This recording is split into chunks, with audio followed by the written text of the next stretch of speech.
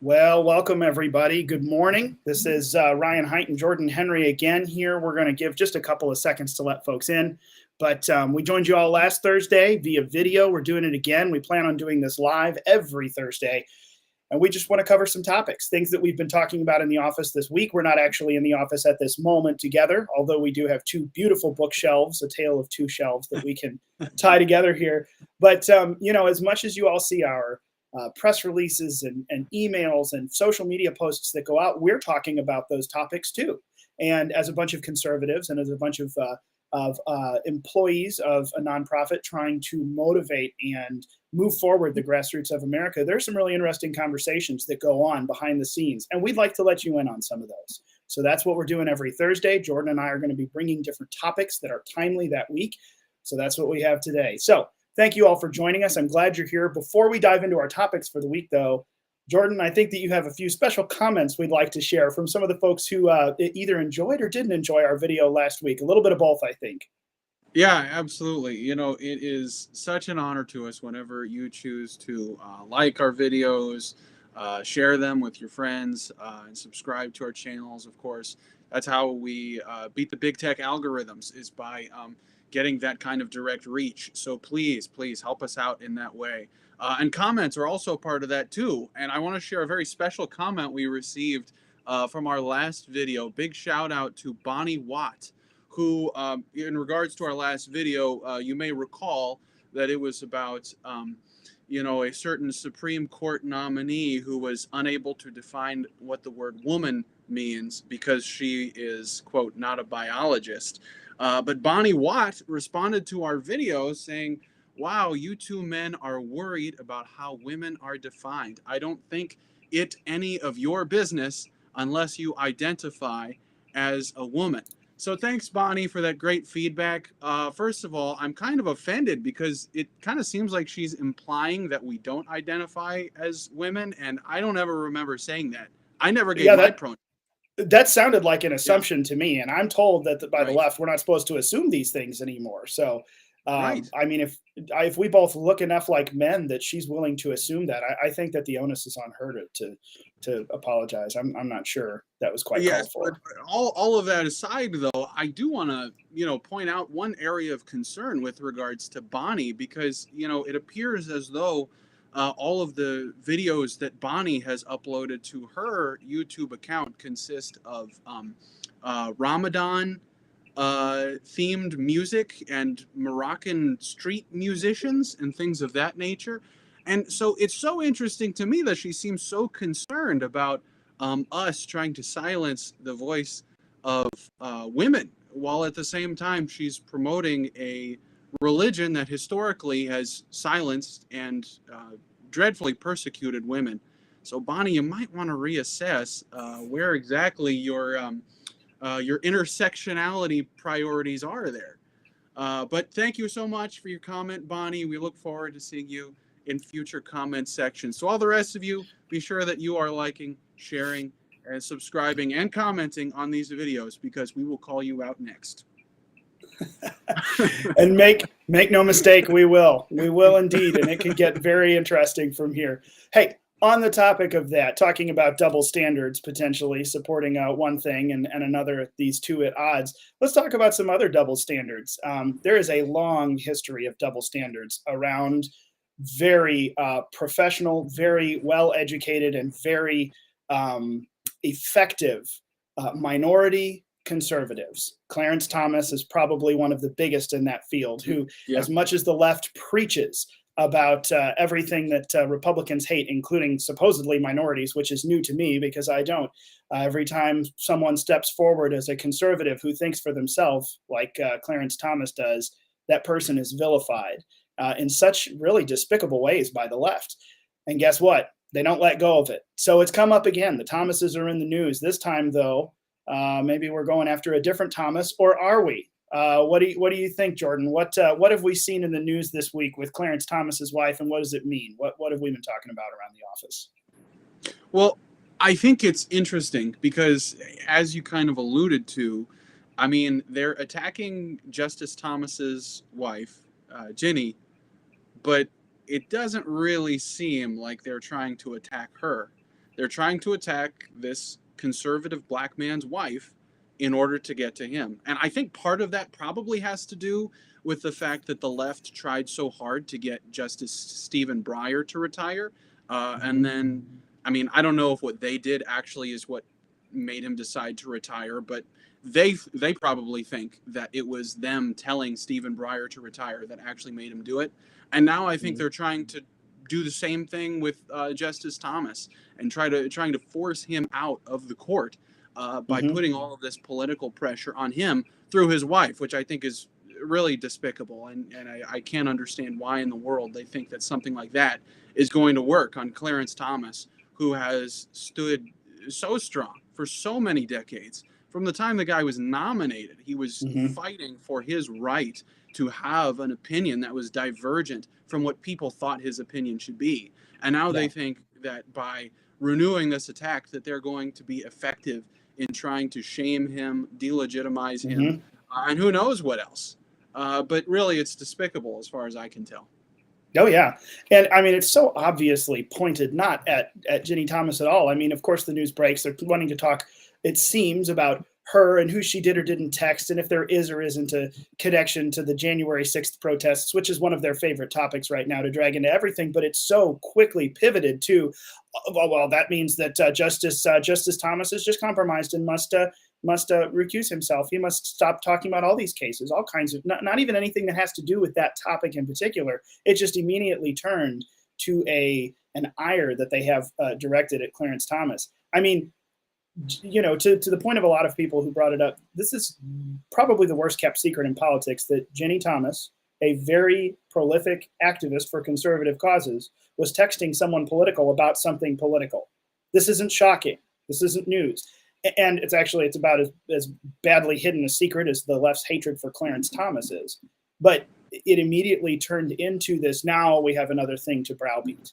And now we have another thing to move toward this justice we hate on all of the different topics, not even what we're talking about. It was so obvious, the political hit job, that within less than 8 hours worth of news cycle, we'd moved on from Ginny Thomas entirely. And the headlines from the left seems to be, now it's time for Clarence Thomas to leave. Well, that seems very obviously pointed not at his wife, but at him, this whole thing. Yeah. Yeah, and like you said, I mean, this is no secret. She's been doing this for decades. And not only has she been doing this, but, you know, you have so many other things that could be much, much more appropriately classified as a conflict of interest for Supreme Court justices. Like, why is it that the two Supreme Court justices who officiated same-sex so-called marriage ceremonies didn't recuse themselves from the 2015 Obergefell v. Hodges decision? Yes. I mean, why is that not a conflict of interest? That was the actual justice herself, both of the two justices themselves, who had actually participated in those ceremonies, and yet apparently that's not a conflict of interest whatsoever. I mean, you can say it's right, wrong, or the other, but at the end of the day, how can that not be a conflict of interest when being brought a case that directly deals with that topic? Yeah. It's not just, it's so obviously not only just a purely political hit job. This is so hypocritical. To your point, you just mentioned it. These other justices that have been involved, in fact, all of them still go out and deliver talks on their personal time. Yeah. All of them still go out and make headlines about news things. Ruth Bader Ginsburg was famous for that. She did all sorts of talks across campuses and spoke politically to things, but also, to her credit, separated them from the legal standard and my own opinion of what I'd like to see done through the lawmakers.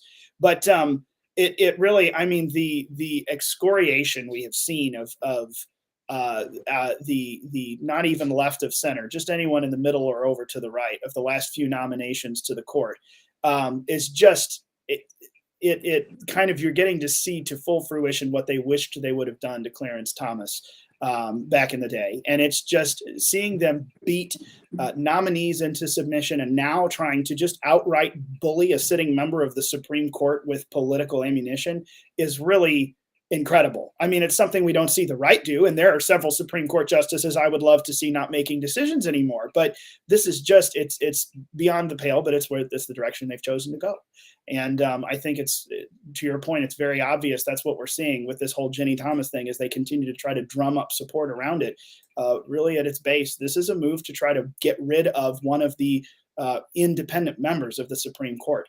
One of the fair-minded ones who's maybe conservative but never political, and he's being attacked politically, and it's very disgusting. We brought it up, everyone. You'll enjoy this. I'll put the link up in the comments, but we loved revisiting one of Phyllis Schlafly's columns from 2016, just a few months before she passed.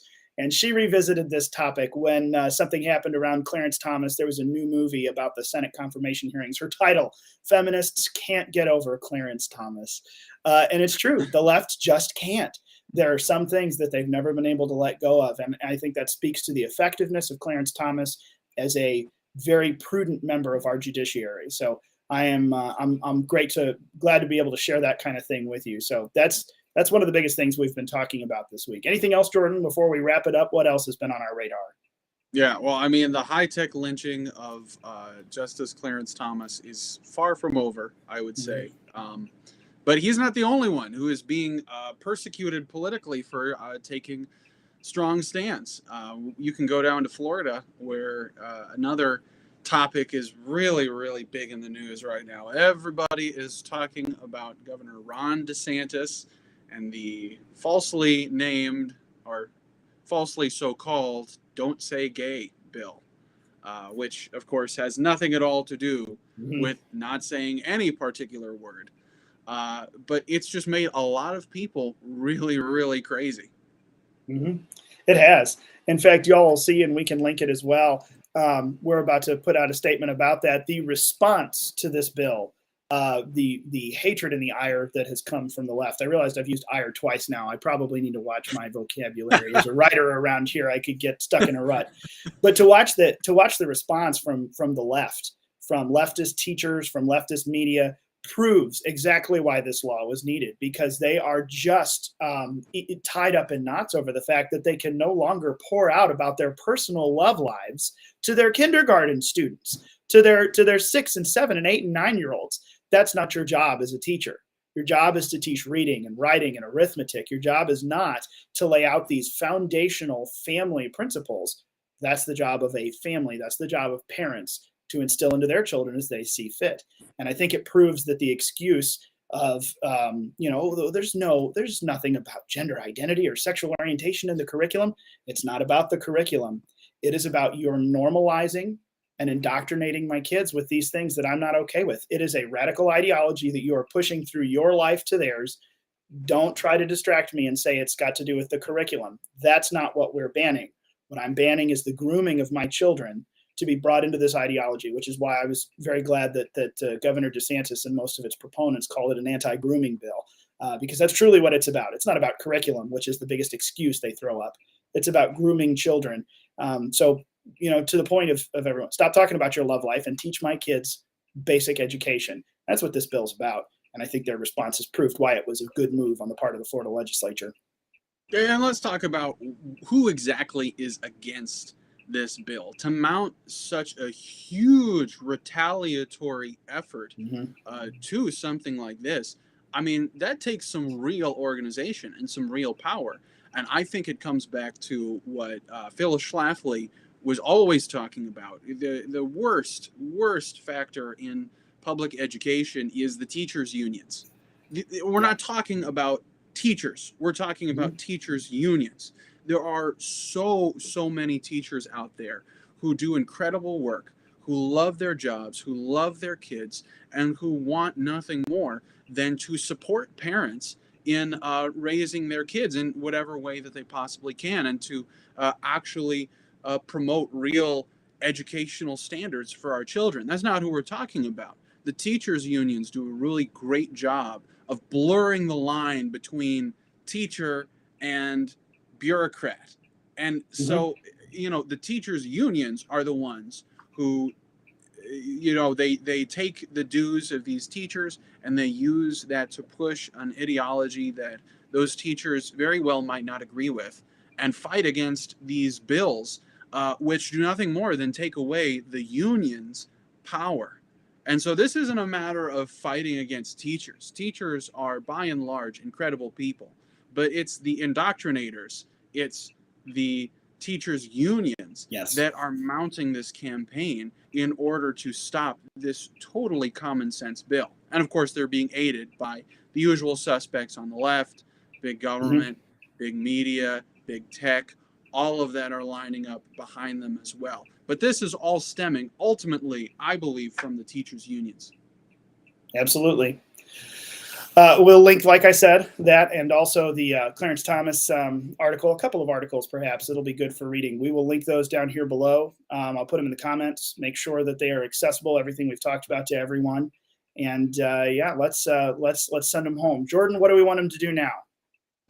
Yeah, well, if you have agreed with anything we've said on this video, please like the video, of course, share it with your friends so that they can listen to this as well, and subscribe to our channel so that you can get more content as we put it out. Like we said, this is far from the last video we'd like to put out, just telling you what we're talking about here around the offices of the Phyllis Schlafly Center. So be sure that you subscribe and leave us a comment. Let us know what you agreed with. Let us know what you didn't agree with. Bonnie, we're counting on you.